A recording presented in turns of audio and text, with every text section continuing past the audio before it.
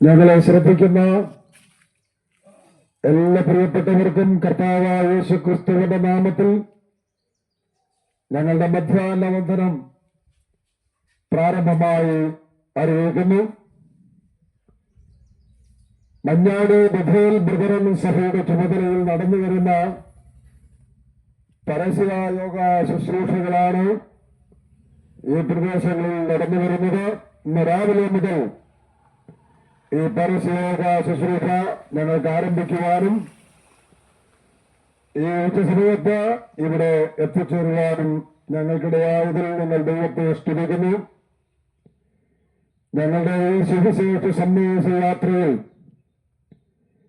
ഞങ്ങളെ രക്ഷിച്ചവരാകുന്ന കർത്താവിനെ കുറിച്ചുള്ള പ്രസംഗമാണ് ഞങ്ങൾ നടത്തി വരുന്നത്. ഞങ്ങൾ ഉൾപ്പെട്ടു നിൽക്കുന്ന മതത്തെക്കുറിച്ചുള്ള ഒരു മതപ്രസംഗമല്ല ഞങ്ങൾ ആഗ്രഹിക്കുന്നത്. ഞങ്ങൾ ഉൾപ്പെട്ടു നിൽക്കുന്ന സംഘടനയെക്കുറിച്ചുള്ള ഒരു പ്രസംഗമല്ല ഞങ്ങൾ ആഗ്രഹിക്കുന്നത്. ഞങ്ങളുടെ ജീവിതത്തിന് രൂപാന്തരം നൽകി തന്ന,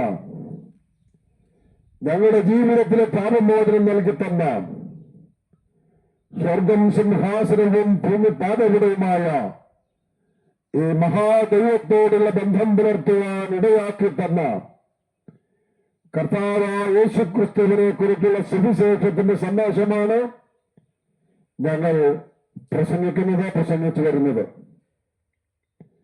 കർത്താവിന്റെ സുവിശേഷത്തിന്റെ സന്ദേശം ഇത് സകല മനുഷ്യർക്കും ആവശ്യമായിട്ടുള്ളതാണ്. ജാതി മതഭേദമെന്ന് ഏവർക്കും അത് ശാന്തിയും സമാധാനവും നൽകിക്കൊടുക്കുന്നതാണ്. കർത്താവായ യേശുക്രിസ്തു ഭൂമിയിലായിരുന്നപ്പോൾ ഇപ്രകാരം ജനത്തെ ആഹ്വാനം ചെയ്ത വാക്കുകൾ തിരുവെടുത്ത് പരിശോധിക്കുമ്പോൾ കാണുവാൻ സാധിക്കും. അധ്വാനിക്കുന്നവരും ഭാരം ചുമക്കുന്നവരുമായുള്ളവരെ എല്ലാവരും എന്റെ അടുക്കൽ വരുവീൻ, ഞാൻ നിങ്ങളെ ആശ്വസിപ്പിക്കുമെന്ന് കർത്താവ് ആഹ്വാനം ചെയ്ത് അനേകരുടെ ജീവിതത്തില് ഈ കർത്താവ് ആശ്വാസം നൽകിയിട്ടുണ്ട്. കുഷ്ഠരോഗികളായിരിക്കുന്ന ജീവിതങ്ങൾക്ക് അത്ഭുത സൗഖ്യം കൊടുത്ത് അവരെ ആശ്വസിപ്പിച്ചിട്ടുണ്ട്.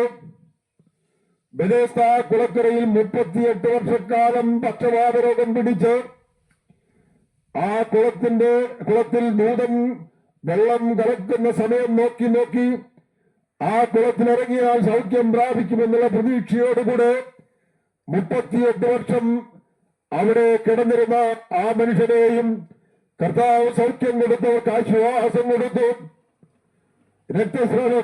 രക്തസ്രവക്കാരിയായിരിക്കുന്ന ജീവിതത്തിൽ ഓരോ ദിവസവും മരിച്ചുകൊണ്ടിരിക്കുന്ന ആ സ്ത്രീയുടെ ജീവിതത്തില് അത്ഭുതകരമായ സൗഖ്യം കൊടുത്ത് അവളെ ആശ്വസിപ്പിച്ച ചരിത്രവും നമുക്ക് തിരുവഴുത്തിൽ കാണുവാൻ സാധിക്കുന്നുണ്ട്. ഗദർദേശത്ത് ഒരു ഭൂതഗ്രസ്തനുണ്ടായിരുന്നു. ഏറ്റവും ചുരുങ്ങിയത് 2000-ഓളം ഭൂതങ്ങൾ ആ മനുഷ്യനെ ബാധിച്ചിരുന്നു. ആ മനുഷ്യന്റെ ജീവിതത്തില് കല്ലറയിലായിരുന്നു പാർപ്പിടം. കല്ലറയിൽ നിന്ന് രാത്രിയുടെ യാമങ്ങളിൽ വലിയ അലർച്ചയോടുകൂടെ വെളിയിലേക്ക് വരുന്ന സ്ഥിതി ഉണ്ടായിരുന്നു. ഗദർദേശ നിവാസികൾക്കൊരു പേടി സ്വപ്നമായി കഴിഞ്ഞിരുന്നു. എന്നാൽ ഒരു ദിവസം യേശുക്രിസ്തു വരുന്നത് കണ്ടുകൊണ്ട് ഈ ഭൂതഗ്രസ്തരായിരിക്കുന്ന മനുഷ്യൻ കർത്താവിന്റെ പാദപീഠത്തിലേക്ക് ഓടിച്ചെന്ന് അവിടെ പാദപീഠത്തിൽ വീണ്, മഹോന്നതനായ ദൈവത്തിന്റെ പുത്ര, എനിക്കും നിനക്കും തമ്മിലെന്ന് ദൈവത്തോട് എന്നെ ഉപദ്രവിക്കരുത് എന്നപേക്ഷിച്ചപ്പോൾ കർത്താവ് അവരിലുള്ള ഭൂതത്തെ ശാസിച്ചു. ഭൂതമോനെ വിട്ടുപോയി. അവൻ സുബോധമുള്ളവനായിട്ട് തീർന്നു. അവൻ വസ്ത്രം ധരിക്കാത്തവനായി ജീവിച്ച അവസ്ഥയുണ്ടായിരുന്നു. എന്നാൽ അവന് സൗഖ്യം ലഭിച്ചപ്പോൾ അവൻ വസ്ത്രം ധരിക്കുവാനിടയായി തീർന്നു. അവൻ യേശുവിന്റെ കാൽക്കൽ പിന്നീട് ഇരിക്കുകയാണ്. അവന്റെ ജീവിതത്തില് ആദിനി സുബോധമുള്ളവനായിട്ട് അവിടെ ആയിരിക്കുന്നു. ആ നിലയില് ഭൂതബാധിതനായിരുന്ന ആ ഒരു മനുഷ്യന്റെ ജീവിതത്തിൽ ശാന്തിയും സമാധാനവും കൊടുത്തു അവന്റെ ജീവിതത്തിൽ യഥാർത്ഥമായിരിക്കുന്ന മനുഷ്യത്വത്തിലേക്ക് അവനെ തിരിച്ചു വരുത്തുവാൻ തക്കവണ്ണം യേശുക്രിസ്തുവിന്റെ വാക്കുകൾക്ക് കാരണം ആ വാക്കുകൾ മുഖാന്തരം ഇടയായി തീർന്നു എന്ന് കാണുവാൻ സാധിക്കും. വർഷങ്ങളായി അവരെ നശിപ്പിച്ചുകൊണ്ടിരുന്ന പിശാചിന്റെ പ്രവൃത്തികളെ അഴിപ്പാൻ തക്കവണ്ണം ഞങ്ങൾ പ്രസംഗിക്കുന്ന ക്രിസ്തു മുഖാന്തരം ഇടയായി തീർന്നു എന്ന് കാണുവാൻ സാധിക്കും. പൈശാചിക ബന്ധനങ്ങളെ അഴിക്കുവാൻ പ്രാപ്തനാണ് ഞങ്ങൾ പ്രസംഗിക്കുന്ന ക്രിസ്തു. പാപത്തിന്റെ മോചനം കൊടുത്ത് ആത്മശാന്തി നൽകുവാൻ കഴിവുള്ളവരാണ് ഞങ്ങൾ പ്രസംഗിക്കുന്ന ക്രിസ്തു. ജീവിതത്തില് പാപത്തിന്റെ മോചനം കൊടുത്ത് നിത്യമായിരിക്കുന്ന ആത്മശാന്തിയും സമാധാനവും നൽകിക്കൊടുക്കുവാൻ കഴിവുള്ളവരാണ് ഞങ്ങൾ പ്രസംഗിക്കുന്ന കർത്താവായ യേശുക്രിസ്തു. കഴിഞ്ഞ 2025 വർഷങ്ങൾക്ക് മുമ്പ് സ്വർഗമഹിമകളെ വെടിഞ്ഞ് ഭൂമിയിലേക്ക് കടന്നു വന്നത് മനുഷ്യ ജീവിതത്തെ തകർത്തുകൊണ്ടിരിക്കുന്ന, മനുഷ്യ ജീവിതത്തെ പരാജയപ്പെടുത്തിക്കൊണ്ടിരിക്കുന്ന പാപത്തിന്റെ ശാന്തി നൽകിയവരെ നിത്യമായിരിക്കുന്ന സമാധാനവും സന്തോഷവും നൽകിക്കൊടുക്കുന്നവനാണ് ഞങ്ങൾ പ്രസംഗിക്കുന്ന ക്രിസ്തു. ആ വലിയ സന്ദേശമാണ് ഞങ്ങൾക്കിവിടെ ഓർപ്പിക്കുവാനായിട്ടുള്ളത്. അറിയാൻ നിങ്ങളെ ശ്രദ്ധിക്കുന്ന പ്രിയപ്പെട്ടവരെ, നിങ്ങളുടെ ജീവിതത്തില് അല്പസമയം നിങ്ങളെ ശ്രദ്ധിക്കണമേ എന്ന് വളരെ വിനയത്തോടുകൂടെ അപേക്ഷിക്കുകയാണ്.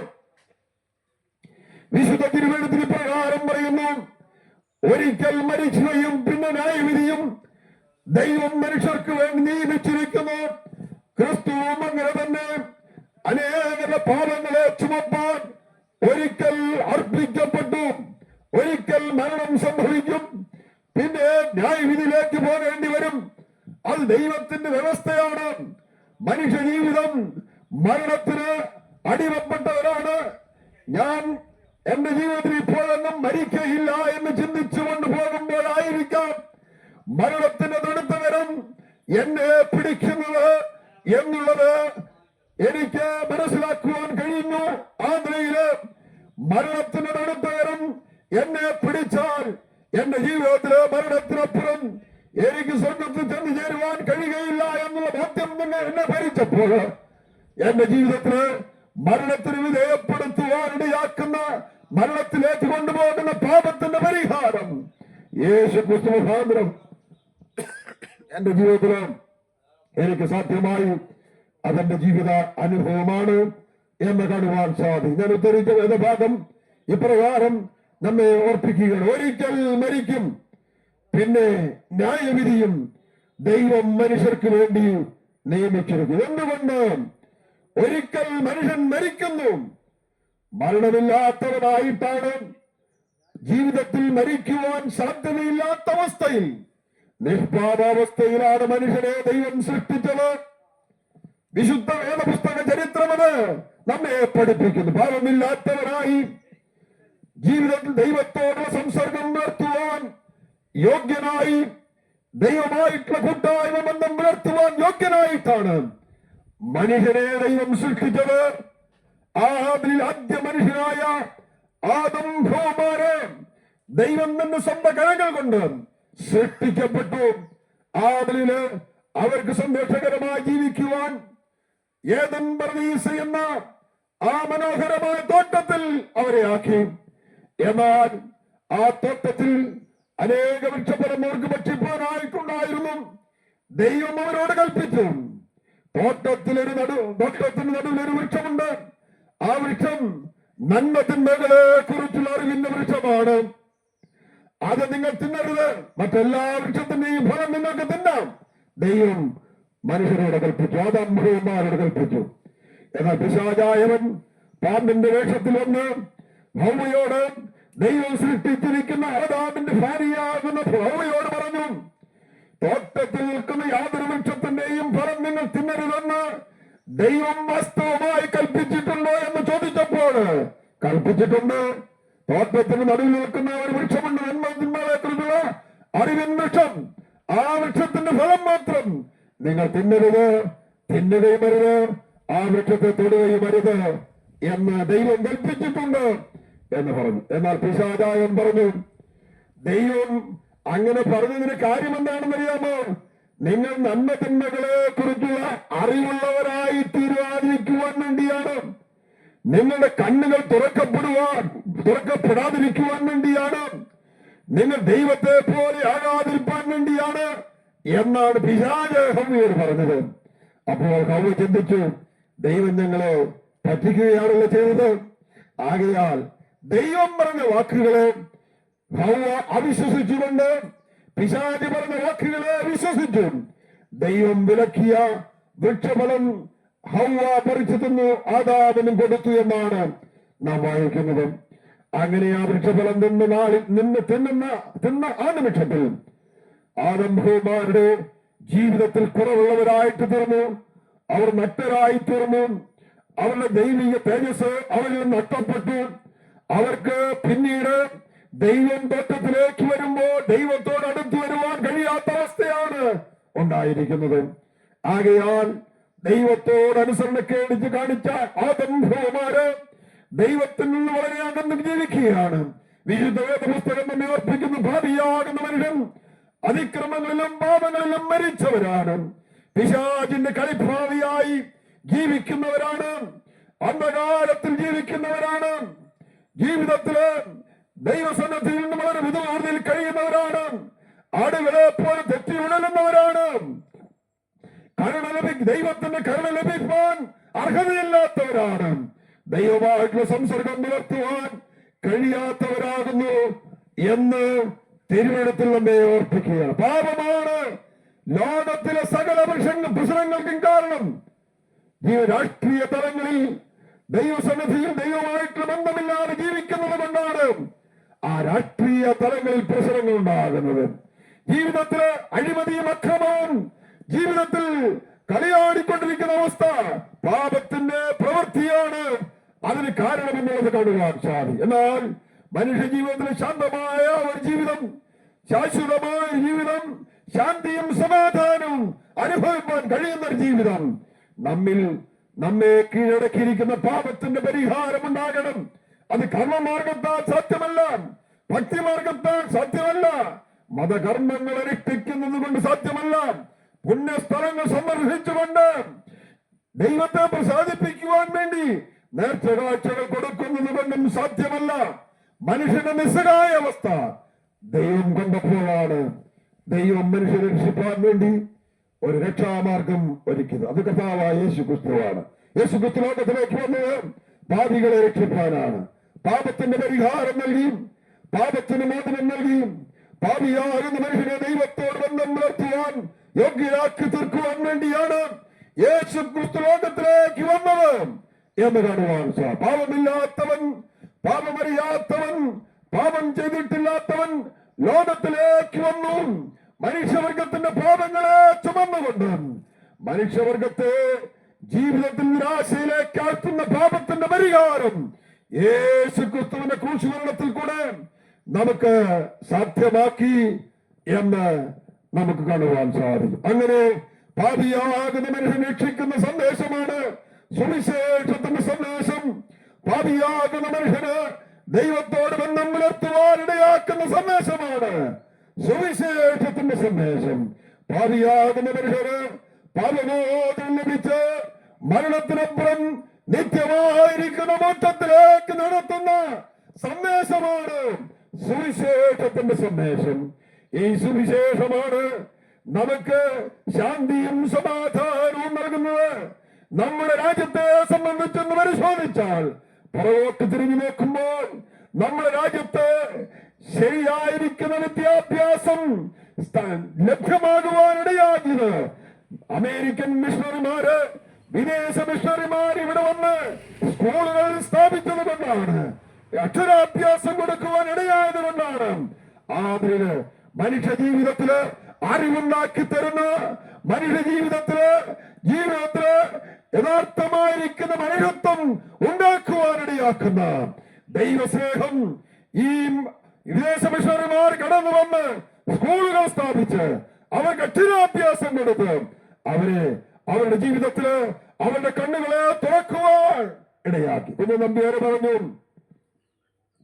പുറം കണ്ണ് തുറപ്പിപ്പാൻ പുലർവേളയിൽ അംശമാൻ, അകം കണ്ണ് തുറപ്പിപ്പാൻ ആശാൻ ബാല്യത്തിലെത്തണം എന്ന് കുഞ്ചൻ നമ്പ്യാർ പാടിയത് ഞാൻ സ്കൂളിൽ പഠിച്ചിട്ടുണ്ട്. പ്രിയപ്പെട്ടവരെ, നാം രാത്രിയുടെ യാമങ്ങളിൽ നമ്മുടെ പുറമെയുള്ള കണ്ണുകൾ തുറക്കുവാൻ പുലർവേളയിൽ അംശമാൻ ഉദിക്കേണ്ടത് ആവശ്യമാണ്. ജീവിതത്തിൽ നമ്മുടെ അകക്കണ്ണ് തുറക്കുവാൻ ജീവിതത്തിൽ ആശാൻ ബാല്യത്തിലെത്തണം. എന്നാൽ ഞങ്ങൾ ഇവിടെ പ്രസ്താവിക്കുവാൻ ആഗ്രഹിക്കുന്നത്, നമ്മുടെ അകക്കണ്ണ് തുറക്കുവാൻ നമുക്ക് ശാന്തിയും സമാധാനം നൽകുന്ന ദൈവപുത്രന്റെ സ്നേഹം നാം അനുഭവിക്കേണ്ടത് ആവശ്യമാകുന്നു എന്ന് കാണുവാൻ സാധിക്കും. കഴിഞ്ഞ 2025 വർഷങ്ങൾക്ക് മുമ്പ് കർത്താവായ യേശു ക്രിസ്തു ലോകത്തിലേക്ക് കടന്നു വന്ന് പാപത്തിന്റെ പരിഹാരാർത്ഥം ക്രൂശിൽ മരിച്ച് പാപത്തിന്റെ മോചനം നൽകി ആ മനുഷ്യനെ രക്ഷിക്കുവാൻ രക്ഷിതാവായി ലോകത്തിലേക്ക് അവതരിച്ചു എന്ന് കാണുവാൻ, അങ്ങനെ പാപമോചനം ലഭിച്ച് ശാന്തിയും സമാധാനവും അനുഭവിക്കുന്ന ജീവിതങ്ങൾക്കാണ് ഈ ദൈവത്തോടുള്ള ബന്ധം പുലർത്തുവാൻ ഇടയായി തീരുന്നത്. ഞാനിവിടെ ഇങ്ങനെ ഓർപ്പിക്കുവാൻ ആഗ്രഹിക്കുകയാണ്. കഴിഞ്ഞ 2025 വർഷങ്ങൾക്ക് മുമ്പ് ദൈവപുത്രൻ ബേത്ലഹേമിൽ ഭൂജാതനായത് സകല മനുഷ്യരുടെയും സന്തോഷത്തിന് വേണ്ടിയായിരുന്നു. ദൈവത്തിന്റെ ദൂതൻ ആട്ടിടയന്മാരുടെ പ്രകാരം പ്രഖ്യാപിച്ചു, ദൂതൻ അവനോട് ഭയപ്പെടേണ്ട, സർവജനത്തിനും ഉണ്ടാകുവാനുള്ള മഹാസന്തോഷം ഞാൻ നിങ്ങളോട് സുവിശേഷിക്കുന്നു. ആ സുവിശേഷ സന്തോഷം എന്താണ്? കർത്താവായ ക്രിസ്തു എന്ന രക്ഷിതാവ് എന്ന് ദാവീദിന്റെ പട്ടണത്തിൽ നിങ്ങൾക്കായി ജനിച്ചിരിക്കുന്നു. യേശു ക്രിസ്തു ജനനത്തിങ്കൽ കർത്താവായ യേശു ക്രിസ്തു മുഖാന്തരം നമുക്ക് ശാന്തിയും സമാധാനവും മഹാസന്തോഷം ലഭിക്കും എന്ന് പറഞ്ഞിട്ടില്ല, ലഭിച്ചു എന്ന് പറഞ്ഞിട്ടില്ല, അത് ലഭിക്കും. സർവജനത്തിനും ഉണ്ടാകുവാനുള്ള മഹാസന്തോഷം എന്നാണ് അർപ്പിക്കുന്നത്. എന്നാൽ സർവജനത്തിനും ഉണ്ടാകുവാനുള്ള മഹാസന്തോഷം ഒരുക്കപ്പെട്ടത് യേശു ക്രിസ്തുവിന്റെ ക്രൂശുമരണത്തിലാണ്. കൊലോസ്യ ലേഖനം 1-ാം അധ്യായം 19-ാം വാക്യം, അവൻ ക്രൂശിൽ ചൊരിഞ്ഞ രക്തം കൊണ്ട് സമാധാനം ഉണ്ടാക്കി. അങ്ങനെ ദൂതൻ യേശുവിനെ നടത്തിങ്കിൽ പ്രഖ്യാപിക്കപ്പെട്ട സമാധാനവും സന്തോഷവും യേശു ക്രിസ്തുവിന്റെ മരണത്തിങ്ങൾ അവന്റെ പുണ്യാഗ രക്തം ചിന്തി നമുക്ക് സമാധാനം ഉണ്ടാക്കി എന്ന് വായിക്കുന്നു. യേശു ക്രിസ്തു അതിൽ മരിച്ച രക്തം ചിന്തി സമാധാനം ഒരുക്കി. എന്നാൽ നമ്മുടെ രാഷ്ട്രീയ നേതാക്കന്മാർ മരിച്ചു പോയതുപോലെയല്ല. ഇന്ദിരാഗാന്ധി മരിച്ചു, രാജീവ് ഗാന്ധി മരിച്ചു, പിന്നെ തന്നെ കുറിച്ച് യാതൊരു കാര്യവും നമുക്ക് ലോകത്തിൽ താൻ ചെയ്തതായിട്ട് കാണുവാൻ സാധിക്കുന്നില്ല. എന്നാൽ അങ്ങനെയുള്ള ഒരു മരണമല്ല, യേശു ക്രിസ്തു സകല മനുഷ്യർക്കും സമാധാനം ഉണ്ടാക്കി. അവൻ മരണത്തെ ജയിച്ചുയർത്തെഴുന്നേറ്റു. യഹൂദന്മാരും മത നേതാക്കന്മാരും യേശു ക്രിസ്തു ഉയർത്തെഴുന്നേൽക്കരുത് എന്ന് ആഗ്രഹിച്ചു. എന്നാൽ അവരുടെ എല്ലാ പ്രതീക്ഷകളെയും തകർത്തുകൊണ്ട് യേശു ക്രിസ്തു റോമൻ ഗവൺമെന്റ് മുദ്രയെ പൊട്ടിച്ചുകൊണ്ട് അവൻ ഉയർത്തെഴുന്നേറ്റു. അവൻ റോമാ ഗവൺമെന്റ് ഇമ്പീരിയൽ മുദ്രയെ പൊട്ടിച്ചുകൊണ്ട് അവൻ ഉയർത്തെഴുന്നേറ്റു. ഉയർത്തെഴുന്നേറ്റ കർത്താവ് അവൻ ക്രൂശിൽ ഒരുക്കിയ സമാധാനവും ക്രൂശിൽ ഒരുക്കിയ സന്തോഷവും ജീവിതത്തിൽ സമാധാനമില്ലാത്തവർക്ക് പകർന്നു കൊടുത്തതായി കാണുവാൻ സാധിക്കും. യെരൂശലേമിൽ മാളികമുറിയിൽ ശിഷ്യന്മാര് 3.5 വർഷക്കാലം കർത്താവിനോട് കൂടി ആയിരുന്നപ്പോൾ അവരുടെ സകല പ്രശ്നങ്ങൾക്കും പരിഹാരം കർത്താവ് നൽകി കൊടുത്തിരുന്നു. എന്നാൽ കർത്താവ് മരിച്ചുപോയി കഴിഞ്ഞപ്പോൾ ഇനി എന്ത് ചെയ്യും? ഇനി ആര് ഞങ്ങളെ സഹായിക്കും? അടുത്ത നിമിഷം എന്താണ് ചെയ്യേണ്ടതെന്ന് ലക്ഷ്യമില്ലാതെ അവർ ആ മാളികമുറിയിൽ കൂടിയിരിക്കുമ്പോൾ മരിച്ചിട്ട് ഉയർത്തെഴുന്നേറ്റ കർത്താവ് അവരുടെ മധ്യത്തിൽ കടന്നു വന്ന് അവരുടെ മധ്യത്തിൽ ഉയർത്തെഴുന്നേറ്റവനായി വന്നു നിന്നുകൊണ്ട് ഈ സമാധാനമില്ലാത്ത ശിഷ്യന്മാർക്ക് നിങ്ങൾക്ക് സമാധാനം എന്ന് പറഞ്ഞുകൊണ്ട് സമാധാനം കൈമാറി. ഞാൻ ഇങ്ങനെ ഓർപ്പിക്കാൻ ആഗ്രഹിക്കുന്നു, യേശു ക്രിസ്തുവിന്റെ ജനനത്തിങ്ങൾ സമാധാനത്തിന്റെ പ്രഖ്യാപനം നടന്നു. യേശു ക്രിസ്തുവിന്റെ മരണത്തിൽ രക്തം ചിന്തി മരിച്ചപ്പോൾ സമാധാനം പാപിയാകുന്ന മനുഷ്യന് ഒരുക്കപ്പെട്ടു. യേശു ക്രിസ്തു മരണത്തെ ജയിച്ചുയർത്തെഴുന്നേറ്റപ്പോൾ സമാധാനമില്ലാത്തവർക്ക് ശാന്തിയും സമാധാനവും കൈമാറുന്നു. ആകയാൽ ഞങ്ങളെ കേൾക്കുന്ന പ്രിയപ്പെട്ടവരെ, ഈ കർത്താവിലുള്ള വിശ്വാസത്താൽ ശാന്തിയും സമാധാനവും കൈവരിപ്പാൻ ഞങ്ങൾ നിങ്ങളെ സ്നേഹത്തിന്റെ ഭാഷയിൽ ബുദ്ധിമുപദേശിക്കുകയാണ്. ശാന്തിയും സമാധാനത്തിനും നാം എവിടെയും പോകേണ്ട ആവശ്യമില്ല, ഒരടി നടക്കേണ്ട ആവശ്യമില്ല, ഒരു കർമ്മങ്ങളും നാം ആചരിക്കേണ്ട ആവശ്യമില്ല, ഒരു പ്രവൃത്തിയിലും നാം ആശ്രയിച്ച് മുന്നോട്ട് പോകേണ്ട ആവശ്യമില്ല, ജീവിതത്തിൽ ഒരു ത്യാഗത്തിൽ കൂടെയും കടന്നു പോകേണ്ട ആവശ്യമില്ല. ആയിരിക്കുന്ന സ്ഥലത്ത് നിന്നുകൊണ്ട് കർത്താവായി മരിച്ചിട്ട് ഉയർത്തെഴുന്നേറ്റ കർത്താവിനോട് എന്റെ ജീവിതത്തിൽ ശാന്തിയും സമാധാനവും ഇല്ലാതാക്കി തന്ന പാപത്തിന്റെ പരിഹാരം കർത്താവിന്റെ ക്രൂശുമരണത്താൽ എനിക്ക് ലഭിച്ചു എന്ന് വിശ്വസിച്ചുകൊണ്ട് എന്റെ ന്യായവിധി പാപത്തിന് ശിക്ഷയാകുന്ന ന്യായവിധി യേശുക്രിസ്തുവിന്റെ ക്രൂശുമരണത്തിൽ കൂടെ എനിക്ക് ലഭിച്ചു എന്ന് വിശ്വസിച്ചുകൊണ്ട് ഈ ക്രിസ്തുവിനെ രക്ഷിതാവായി കർത്താവായി ഹൃദയത്തിൽ അംഗീകരിച്ച് ഏറ്റുപറഞ്ഞു ക്രിസ്തുവിന് ആ ജീവിതം സമർപ്പിക്കപ്പെടുമ്പോൾ കർത്താവ് ക്രൂശിലൊരുക്കിയ സമാധാനത്തിന്റെ അനുഭവം നിങ്ങൾക്ക് ലഭ്യമാകുന്നു എന്ന് അവിടെ നമുക്ക് കാണുവാൻ സാധിക്കും. യേശുക്രിസ്തു ജനനത്തിങ്കൽ കർത്താവായ യേശുക്രിസ്തു സമാധാനത്തിന്റെ പ്രഖ്യാപനം നടത്തിയെങ്കിൽ അവൻ മരിച്ചിട്ട് ഉയർത്തെഴുന്നേറ്റപ്പോ ഈ സമാധാനമില്ലാത്തവർക്ക് സമാധാനം കൊടുക്കുന്നവനാണ് എന്ന് കാണുവാൻ സാധിക്കും. അങ്ങനെ കർത്താവിൽ വിശ്വസിച്ച് കർത്താവിന് വേണ്ടി ജീവിതം സമർപ്പിക്കപ്പെടുന്നവർക്ക് നിത്യമായിരിക്കുന്ന ശാന്തിയും സമാധാനവും വിശ്വാസത്താൽ സൗജന്യമായി ലഭിക്കുന്നു. അത് വിശുദ്ധ വേദപുസ്തകം നമ്മെ ഓർപ്പിക്കുന്ന വിഷയമാണ്.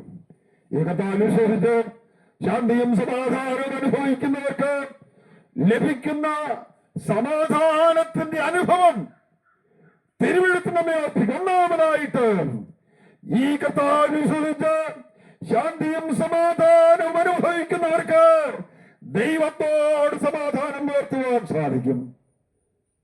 തിരുവെഴുത്ത് പ്രകാരം പറയുന്നു, വിശ്വാസത്താൽ നീതീകരിക്കപ്പെട്ടിട്ട് നമുക്ക് നമ്മുടെ ദൈവത്തോട് സമാധാനമുണ്ട്. പാപത്താൽ മലിനപ്പെട്ട ജീവിതങ്ങൾ, പാപത്തിന്റെ മലീമസമായ അവസ്ഥയിൽ കഴിയുന്ന ജീവിതങ്ങൾക്ക് സമാധാനമില്ലാതെ ജീവിക്കുന്ന അവസ്ഥയാണ്. അതുകൊണ്ടാണ് സമാധാനത്തിന് വേണ്ടി അടുത്ത നിമിഷമെന്ന് ചെയ്യേണ്ടിയൊന്ന് ലക്ഷ്യമില്ലാതെ ജീവിച്ചുകൊണ്ട് മുമ്പോട്ട് പോകുന്ന അവസ്ഥയിലായിരിക്കുമ്പോൾ ചിലര് ആത്മഹത്യക്ക് വിധേയപ്പെടും. ഇനി ജീവിച്ചിട്ട് എന്ത് കാര്യം? ഒരു മുഴുവൻ കയറിൽ അവരുടെ ജീവിതം അവസാനിപ്പിക്കുന്നു, വിഷം കഴിച്ച് മരിക്കുന്നു, വെള്ളത്തിൽ ചാടി മരിക്കുന്നു, ജീവിതം അവസാനിപ്പിക്കുകയാണ്. അത് ബുദ്ധികേടാണ്. മരണം സംഭവിക്കുന്നത് കൊണ്ട് നമ്മുടെ പ്രശ്നത്തിന് പരിഹാരമല്ല. എന്നാൽ നമ്മുടെ പ്രശ്നത്തിന്റെ പരിഹാരം കാൽവരിയിൽ മരിച്ചു ഉയർത്തെഴുന്നേറ്റ കർത്താവിന്റെ വിശ്വാസത്താൽ ഉണ്ടാകുന്നു എന്ന് കാണുവാൻ സാധിക്കും. ജീവിതത്തില് ഈ കർത്താവിനെ വിശ്വസിച്ച് സമാധാനവും ശാന്തിയും അനുഭവിക്കുന്നവർക്ക് ഒന്നാമത് ദൈവത്തോട് സമാധാനം പുലർത്തുക. കുടുംബ ജീവിതത്തില്, സമൂഹ ജീവിതത്തില് ശാന്തിയും സമാധാനവും അനുഭവിക്കുന്നവരായി തീരുമ്പോൾ അവർക്ക് ഈ മഹാദൈവത്തോട് സമാധാനം പുലർത്തി ജീവിക്കുവാൻ സാധിക്കും. രണ്ടാമതായിട്ട് അങ്ങനെ ജീവിതത്തില് ഈ കർത്താവിൽ വിശ്വസിച്ച് സമാധാനം അനുഭവിച്ചവർക്ക് ഹൃദയത്തിൽ സമാധാനം അനുഭവിക്കാൻ സാധിക്കും. ഫിലിപ്പിയ ലേഖനം 4-ാം അധ്യായത്തിന്റെ 6-ാം വാക്യം, ഇതിനെ കുറിച്ച് വിചാരപ്പെടരുത്, നിങ്ങളുടെ ആവശ്യങ്ങൾ സ്തോത്രത്തോടുകൂടെ ദൈവത്തോട് അറിയിക്കത്ര വേണ്ടത്, എന്നാൽ സകല ബുദ്ധിയെയും കവിയുന്ന ദൈവസമാധാനം നിങ്ങളുടെ ഹൃദയങ്ങളിൽ ലഭിക്കും എന്ന് വായിക്കുന്നു. പ്രിയപ്പെട്ടവരെ, ഇതിൽ കഴിഞ്ഞ ആവശ്യം എന്താണ്? സകല ബുദ്ധിയെയും കവിയുന്ന ദൈവസമാധാനം ലഭിച്ചവരാണെങ്കിൽ അവർ ധന്യരാണ്. അവരുടെ ജീവിതത്തിൽ അവരെക്കാൾ വലിയ ഭാഗ്യവാന്മാരില്ല. അതുകൊണ്ടാണ് ദാവീദ് രാജാവ് പാടുന്നത്, ലംഘനം ക്ഷമിച്ചും പാപം മറച്ചും കിട്ടിയ മനുഷ്യൻ ഭാഗ്യവാൻ. ഭാഗ്യവാനായിരിക്കുന്ന അനുഭവം. 10 ലക്ഷം ലോട്ടറി അടിച്ചാൽ പ്രിയപ്പെട്ടവരെ ഭാഗ്യവാനെന്ന് പറയുവാൻ കഴിയില്ല, ഒരു ഭാഗ്യമാണ്. എന്നാൽ ഞങ്ങൾ പ്രസംഗിക്കുന്ന ക്രിസ്തുവിൽ വിശ്വസിച്ച് അനുദിന ജീവിതത്തിൽ സമാധാനവും ശാന്തിയും അനുഭവിച്ചുകൊണ്ട് പാപത്തിന്റെ മോചനം ലഭിച്ചുകൊണ്ട് ദൈവത്തോട് സമാധാനം ലഭിച്ച ജീവിതം ഉണ്ടാകുന്ന അനുഭവത്തെക്കാൾ വലുതൊന്നുമല്ല ഈ 10 ലക്ഷം രൂപ ലോട്ടറി അടിച്ചാൽ. പ്രിയപ്പെട്ടവരെ, ആരോഗ്യമുള്ള കുഞ്ഞുങ്ങളുടെയും ജനിച്ചതുകൊണ്ട് നമുക്ക് ശാന്തിയും സമാധാനവും ലഭിച്ചു എന്ന് പറയാൻ കഴിയും. അനേകം കുഞ്ഞുങ്ങളെ കൊണ്ട് ഭാരപ്പെടുന്നവരുണ്ട്, കുഞ്ഞുങ്ങളെ കുറിച്ച് ദുഃഖം അനുഭവിക്കുന്നവരുണ്ട്. എന്നാൽ ഞങ്ങൾ പ്രസംഗിക്കുന്ന ക്രിസ്തുവിൽ ശ്രദ്ധിച്ച് ശാന്തിയും സമാധാനവും അനുഭവിക്കുന്നെങ്കിൽ അവർക്ക് ദൈവത്തോട് സമാധാനം പുലർത്തുവാൻ കഴിയും. അനന ജീവിതത്തിൽ ഹൃദയത്തിൽ സമാധാനം അനുഭവിച്ചുകൊണ്ട് ജീവിക്കുവാൻ കഴിയും. മൂന്നാമത്തെ അനുഭവം, ഈ കർത്താവിൽ ശാന്തിയും സമാധാനം അനുഭവിക്കുന്നവർക്ക് ലഭിക്കുന്ന മൂന്നാമത്തെ അനുഭവം റോമർക്കെഴുതിയ ലേഖനം 12-ാം അധ്യായത്തിന്റെ 18-ാം വാക്യത്തിൽ വായിക്കുന്നു, കഴിയുമെങ്കിൽ നിങ്ങൾ ആലോളം സകല മനുഷ്യരും സമാധാനം ആചരിപ്പീൻ. കഴിയുമെങ്കിൽ എന്ന് പറഞ്ഞാൽ കഴിയാത്തൊരവസ്ഥയല്ല, കഴിയും അതുകൊണ്ടാണ് പറയുന്നത്. കഴിയുമെങ്കിൽ നിങ്ങൾ ആലോളം സകല മനുഷ്യരോടും സമാധാനം പുലർത്തി ജീവിക്കുവാൻ സാധിക്കും. പ്രിയപ്പെട്ടവരെ, നമ്മുടെ അയൽക്കാരോട്, നമ്മുടെ ശത്രുക്കളോട്, നമ്മുടെ പ്രിയപ്പെട്ടവരോട്, നമ്മുടെ സഹവിശ്വാസികളോട് സമാധാനം പുലർത്തി ജീവിക്കുവാൻ കഴിയുന്ന ഒരു അനുഭവമാണ് ഈ ദൈവിക സമാധാനം അനുഭവിക്കുന്നവർക്ക്. ഒടുവിലായി ഞാൻ വാക്കുകൾ നിർത്തുന്നതിന് മുമ്പ് നമുക്ക് ശാന്തിയും സമാധാനവും ഇവിടെ ദൈവത്തോട് അനുഭവിച്ചുകൊണ്ട് ജീവിക്കുവാൻ കഴിയുന്നു എന്ന് മാത്രമല്ല, ഹൃദയത്തിൽ സമാധാനം അനുഭവിച്ചുകൊണ്ട് ജീവിക്കുവാൻ കഴിയുന്നു മാത്രമല്ല, മറ്റുള്ളവരോട് സമാധാനം പുലർത്തി ജീവിക്കുവാൻ കഴിയുന്നു എന്ന് മാത്രമല്ല, ഒരു നാളിവിടെ നിന്ന് മരണത്താൽ മാറ്റപ്പെട്ടാൽ പ്രിയപ്പെട്ടവരെ കർത്താവിന്റെ അടുക്കൽ ചെല്ലുമ്പോൾ അവിടെ നിത്യ ആനന്ദം, നിത്യത മുഴുവനും അനുഭവിക്കാൻ കഴിയും. യെശയ്യാപ്രവചനം 50-11 വാക്യം അവിടെ നാം ഇങ്ങനെ വായിക്കുന്നു. പ്രിയപ്പെട്ടവരെ, അവിടെ നാം ഇങ്ങനെ വായിക്കുന്നു, നിത്യ ആനന്ദം, നിത്യത മുഴുവനും നിത്യനായ ദൈവത്തോടുകൂടെ ജീവിച്ച് നിങ്ങളുടെ ശിരസിന്മേൽ ഈ ആനന്ദം അനുഭവിച്ചുകൊണ്ട് ജീവിക്കുവാൻ കഴിയും. ഏതൊരു മാർഗത്തിന് ഈ അവസ്ഥയിലേക്ക് നമ്മെ കൊണ്ടുവരുവാൻ കഴിയും. ഈ ക്രിസ്തു മാർഗത്തിനല്ലാതെ, ഈ ക്രിസ്തു വിശ്വാസത്താലല്ലാതെ ജീവിതത്തിലെ നിത്യതയിൽ നിത്യ ആനന്ദം അനുഭവിക്കുവാൻ, നിത്യത മുഴുവനും ആനന്ദം അനുഭവിക്കുവാൻ, നിത്യനായ ദൈവത്തോടുകൂടെ ആനന്ദം അനുഭവിച്ചുകൊണ്ട് ജീവിക്കുവാൻ കഴിയുന്ന മറ്റൊരു വഴിയുമില്ല യേശു ക്രിസ്തു വിശ്വാസം. അതുകൊണ്ട് ഞങ്ങളെ കേൾക്കുന്ന പ്രിയപ്പെട്ട വീടുകളിൽ നിന്ന് ശ്രദ്ധിക്കുന്നവരെ, വിവിധ ജോലികളിൽ ഏർപ്പെട്ടുകൊണ്ടിരിക്കുന്നവരെ, കാൽവരിയിൽ മരിച്ച് അടക്കപ്പെട്ടുയർത്തെഴുന്നേറ്റ് നമുക്ക് ശാന്തിയും സമാധാനം ഒരുക്കിയാം. ഈ കർത്താവായ യേശു ക്രിസ്തുവിൽ വിശ്വസിച്ച്, ഈ കർത്താവിന്റെ രക്ഷിതാവും കർത്താവുമായിട്ട് അംഗീകരിച്ച് രക്ഷിക്കപ്പെട്ട് ജീവിതത്തിൽ ശാന്തിയും സമാധാനം അനുഭവിച്ചുകൊണ്ട് ദൈവത്തോട്, ഹൃദയങ്ങളില് മറ്റുള്ളവരോട് മരണാനന്തരം നിത്യതയിൽ നിത്യാനന്ദം അനുഭവിച്ചുകൊണ്ട് നിത്യനായ ദൈവത്തോടു കൂടെ ജീവിക്കുവാൻ ഞങ്ങൾ നിങ്ങളെ ബുദ്ധിമുപദേശിക്കുകയാണ്. ഞങ്ങളുടെ ജീവിതാനുഭവത്തിൽ ഈ ശാന്തിയും സമാധാനവും അനുഭവിക്കുന്നവരാണ്. ഈ സന്തോഷമാണ് നിങ്ങളുടെ വീടിനടുത്ത് വന്ന് ഈ നിലയിൽ സമാധാനത്തിന് സന്ദേശം പ്രസംഗിക്കുവാൻ ഞങ്ങൾക്കിടയാക്കുന്നത്. അതുകൊണ്ട് ഈ കർത്താവിന്റെ വിശ്വാസത്താൽ ശാന്തിയും സമാധാനം അനുഭവിച്ച് നിത്യതയ്ക്ക് വേണ്ടി ഒരുക്കപ്പെടുവാൻ നിങ്ങളെ ബുദ്ധിമുപദേശിച്ചുകൊണ്ട് ഞങ്ങളുടെ വാക്കുകൾ അവസാനിപ്പിക്കുന്നു. ഞങ്ങളെ ശ്രദ്ധിച്ച എല്ലാവർക്കും കർത്താവിന്റെ നാമത്തിൽ നന്ദി പറയുന്നു. ഇതൊരു ആത്മീയ ശുശ്രൂഷയാകുക.